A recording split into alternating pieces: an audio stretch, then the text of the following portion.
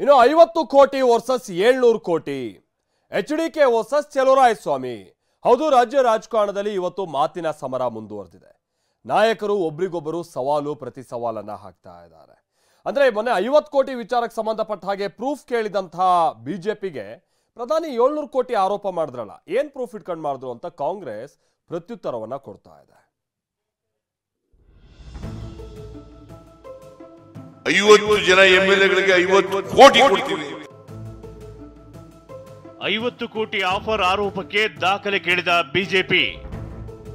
ಮೋದಿ ಹೇಳಿದ್ದ 700 ಕೋಟಿ ಆರೋಪ ಮುಂದಿಟ್ಟು ಗುಡುಗಿದ ಕಾಂಗ್ರೆಸ್. ರಾಜ್ಯ ಸರ್ಕಾರ ಕೆಡವಲು ಬಿಜೆಪಿ 50 ಕೋಟಿ ಆಫರ್ ಕೊಡಲಾಗಿದೆ ಅನ್ನೋದು ಸಿಎಂ ಸಿದ್ದರಾಮಯ್ಯರ ಗಂಭೀರ ಆರೋಪ. ಇದಕ್ಕೆ ವಿಪಕ್ಷ ನಾಯಕ ಅಶೋಕ್ ಕಣ್ಣು ಕೆಂಪಾಗಿಸಿದ್ದಾರೆ. ಸಿಎಂ ಆರೋಪದ ಬಗ್ಗೆ ಇಡಿ ತನಿಖೆ ಆಗಲಿ ಅಂತ ಆಗ್ರಹಿಸಿದ್ದಾರೆ. ಮುಂದುವರೆದು ರಾಜಭವನಕ್ಕೆ ದೂರು ಕೊಟ್ಟಿರುವ ಮಾಹಿತಿಯನ್ನ ಹಂಚಿಕೊಂಡಿದ್ದಾರೆ. ಇದಕ್ಕೆ ತಿರುಗೇಟು ಕೊಟ್ಟ ಸಿಎಂ ಸುಳ್ಳು ಕೇಸ್ ಹಾಕಿಸಿದ್ದಾರೆಂದು ಕಿಡಿಕಾರಿದ್ದಾರೆ. 50 ಕೋಟಿ ಅಂತ ಅವನ್ಯಾರು ಹೇಳ್ದ, 50 ಅಲ್ಲ 100 ಕೋಟಿ ಅಂತ. ನಾನು ಇಡಿ ಅವರಿಗೆ ರಿಕ್ವೆಸ್ಟ್ ಮಾಡ್ತೀನಿ, ದಯವಿಟ್ಟು ಈಗಾಗಲೇ ನಾವು ರಾಜಭವನ್ಗೆ ಕಂಪ್ಲೇಂಟ್ ಕೊಟ್ಟಿದ್ದೀರಿ, ನಾವು ದಯವಿಟ್ಟು ಇದನ್ನ ಎನ್ಕ್ವೈರಿ ಮಾಡಿ.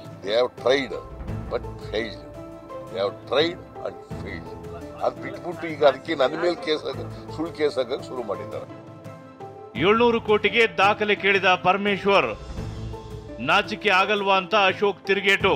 ಅದೇ ಈಗ ಪ್ರಧಾನಮಂತ್ರಿಗಳು 700 ಕೋಟಿ ಇಲ್ಲಿಂದ ಕೊಟ್ಟಿದ್ದಾರೆ ಅನ್ನೋದಕ್ಕೆ ದಾಖಲೆ ಕೊಟ್ಟಿದ್ದಾರಲ್ಲ, ದಾಖಲೆ ಅವರು ಕೊಡಲಿ,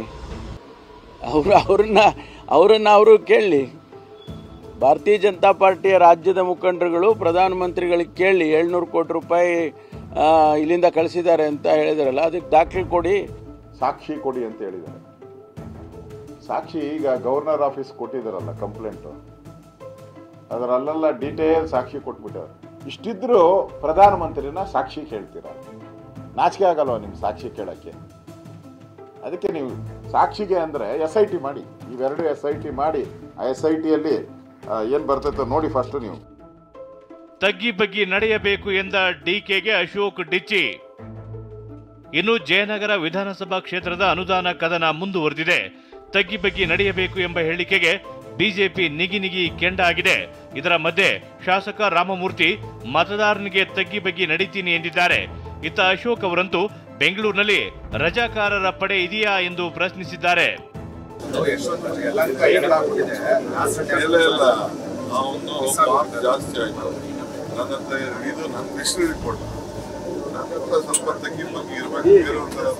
ಇವತ್ತು ನಾನೇನ ಗೆದ್ದಿದ್ದು ಅಂತಂದ್ರೆ ಇವತ್ತು ನಾನು ಗೆಲ್ತಿರೋದು ಸಂಘ ಸಂಸ್ಥೆಗಳು, ನಾಗರಿಕರು, ಆ ಮತದಾರ ನನಗೆ ಆಶೀರ್ವಾದ ಮಾಡಿರೋದು.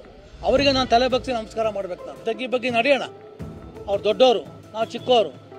ಆ ದೃಷ್ಟಿಯಿಂದ ಅವ್ರಿಗೂ ಕೂಡ ನಾನು ಮನವಿಯನ್ನು ಮಾಡ್ಕೊತಾ ಇದ್ದೀನಿ, ದಯಮಾಡಿ ನಮಗೆ ಗ್ರಾಂಟನ್ನು ಕೊಡಬೇಕು ಅಂತ ನಾವು ಕೇಳೋಕ್ಕೆ ಎಲ್ಲರೂ ಸೇರ್ಕೊಂಡು. ಜಯನಗರಕ್ಕೆ ಕೊಟ್ಟೇ ಇಲ್ಲ, ನನ್ನ ಹತ್ರ ತಗ್ಗಿ ಬಗ್ಗೆ ನಡಿಬೇಕು,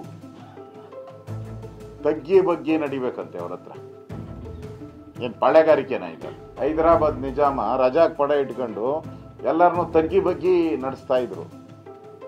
ಆತರ ಬೆಂಗಳೂರಲ್ಲಿ ಏನಾದ್ರು ರಜಾಕ್ ಪಡೆ ಇದೆಯಾ? ಮತ್ತೊಂದು ಕಡೆ ಸಚಿವ ಜಮೀರ್ ಆಡಿದ್ದ ಕರಿಯ ಮಾತಿಗೆ ಸಿಎಂ ಸಿದ್ದರಾಮಯ್ಯ ವಿರೋಧ ವ್ಯಕ್ತಪಡಿಸಿದ್ದಾರೆ. ಎಚ್ಡಿಕೆ ಮತ್ತೆ ಜಮೀರ್ ಇಬ್ಬರು ಆಡಿದ ಮಾತು ತಪ್ಪೆಂದು ಹೇಳಿದ್ದಾರೆ.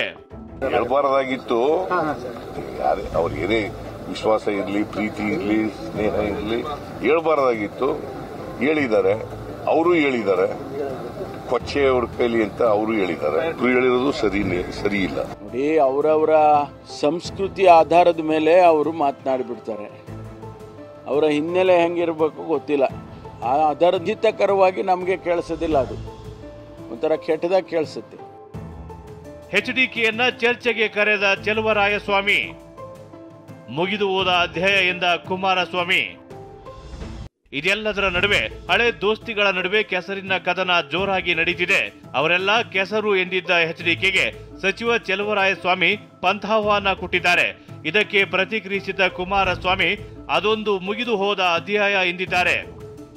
ಈಗ ಕೆಸರು ಅಂತ ಹಿಂದೆನೇ ಹೇಳ್ಬಿಟ್ಟಿದ್ದೀನಿ. ನನ್ನ ಜೀವನದ ಕರಾಳ ದಿನ. ಆ ಒಂದು 5-6 ಜನ ಇದ್ರಲ್ಲ, ಅವರ ಸಂಬಂಧ ಬೆಳೆಸಿದ್ದು ನನ್ನ ಕರಾಳ ದಿನ. ಅವ್ರಿಗೆ ಹೇಳಿ ಸೊ ಅವ್ರು ಬರೋದಾದರೆ ಒಂದು ವೇದಿಕೆಯನ್ನು ಸೃಷ್ಟಿ ಮಾಡಿ, ನೀವೇನು ಟಿ ವಿಯವರು, ನಾನು ನನ್ನ ಸ್ನೇಹಿತರು 5 ಜನನೂ ಕರ್ಕೊಂಬತ್ತೀನಿ. ಸೊ ಯಾರು ಹೊಲ್ಸು, ಯಾರು ಕಚಡ, ಯಾರು ಎಂಥದೋ ಏನೇನು ಹೇಳೋರೆ ಕೊಚ್ಚೆ ಮತ್ತು ಎಲ್ಲವನ್ನು ಚರ್ಚೆ ಮಾಡೋಣ. ಆ ಸಬ್ಜೆಕ್ಟೇ ಅಲ್ಲ, ಮುಗಿದೋಗಿರೋ ಅಧ್ಯಾಯ. ಈಗಾಗಲೇ 8 ವರ್ಷ ಆಗೋಯ್ತು, 8 ವರ್ಷ ಆಗಿದೆಯೋ 10 ವರ್ಷ ಆಗಿದೆಯೋ, ಅವರ ವಿಷಯಗಳ ಬಗ್ಗೆ ಚರ್ಚೆ ಅನವಶ್ಯಕ ನನಗೆ. ಹೀಗೆ ದಿನ ಕಳೆದಂತೆ ನಾಯಕರ ನಡುವಿನ ವಾಗ್ಯುದ್ಧ ತೀವ್ರಗೊಳ್ಳುತ್ತಲೇ ಇದೆ. ಏಟಿಗೆ ಎದುರೇಟಿನ ಸಮರದಲ್ಲಿ ರಾಜಕೀಯ ಪಡಸಾಲೆ ರಂಗೇರಿದೆ. Bureau report, TV9